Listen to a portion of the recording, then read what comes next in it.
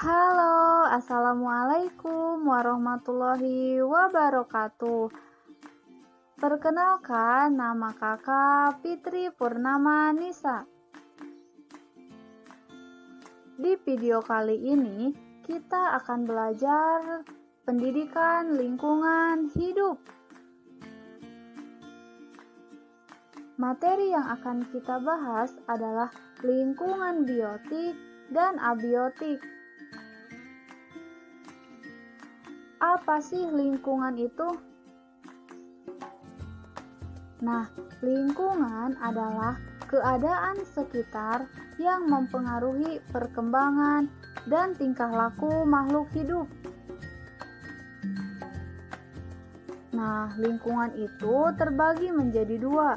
Yang pertama ada lingkungan biotik dan yang kedua ada lingkungan abiotik. Nah, kita bahas satu persatu ya. Yang pertama itu lingkungan biotik. Biotik artinya hidup. Nah, berarti lingkungan biotik adalah semua lingkungan yang terdiri dari komponen-komponen makhluk hidup di permukaan bumi. Nah, lingkungan biotik ini terdiri dari manusia, hewan, dan tumbuhan.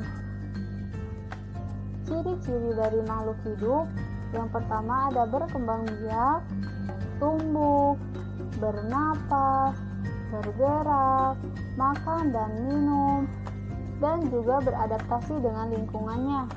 Itu merupakan ciri-ciri makhluk hidup. Nah, yang selanjutnya ada komponen biotik. Berdasarkan fungsinya dalam ekosistem, komponen biotik dibedakan menjadi tiga. Yang pertama ada produsen. Produsen merupakan organisme autotrof yang mampu menghasilkan zat organik pembentuk tubuhnya dari zat-zat anorganik seperti air dan juga mineral. Nah, yang termasuk ke dalam kelompok produsen ini ialah tumbuhan hijau yang dapat melakukan fotosintesis dan kemampuan untuk menghasilkan karbohidrat. Yang kedua ada konsumen. Konsumen yang berarti pemakai, yaitu organisme yang tidak dapat menghasilkan zat makanan sendiri, tetapi menggunakan zat makanan yang dibuat oleh organisme. Organisme yang secara langsung mengambil zat makanan dari tumbuhan hijau adalah herbivora. Yang ketiga ada pengurai atau dekomposer. Nah, pengurai adalah komponen biotik yang berperan menguraikan bahan organik yang berasal dari organisme yang telah mati maupun hasil pembuangan sisa pencernaan. Yang kedua ada lingkungan abiotik. Nah, abiotik berarti tak hidup.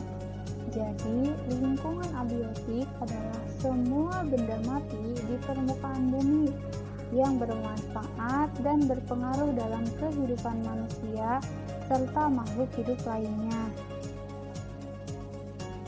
Nah, contoh dari lingkungan abiotik adalah air, udara, tanah, sinar matahari, dan lain sebagainya. Mari kita bahas satu persatu. Yang pertama ada air. Air merupakan sumber kehidupan. Air ini sangat dibutuhkan makhluk hidup untuk melangsungkan hidupnya. Air digunakan manusia untuk berbagai keperluan seperti minum, mandi, dan lain sebagainya. Yang kedua ada tanah. Tanah merupakan bagian dari lapisan atas permukaan bumi. Tanah terbentuk dari proses pelapukan batuan.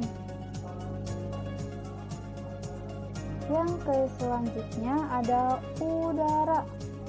Udara akan selalu bergerak dari satu tempat yang tekanan udaranya tinggi ke tempat lain yang udaranya lebih rendah, sehingga akan menjadi angin.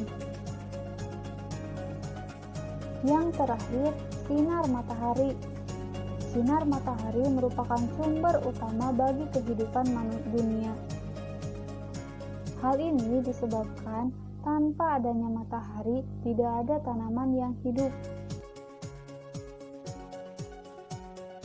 Alhamdulillahirrabbilalamin, penjelasan dari kakak sudah cukup ya. Semoga ilmunya bermanfaat. Sampai ketemu di video selanjutnya. Assalamualaikum warahmatullahi wabarakatuh.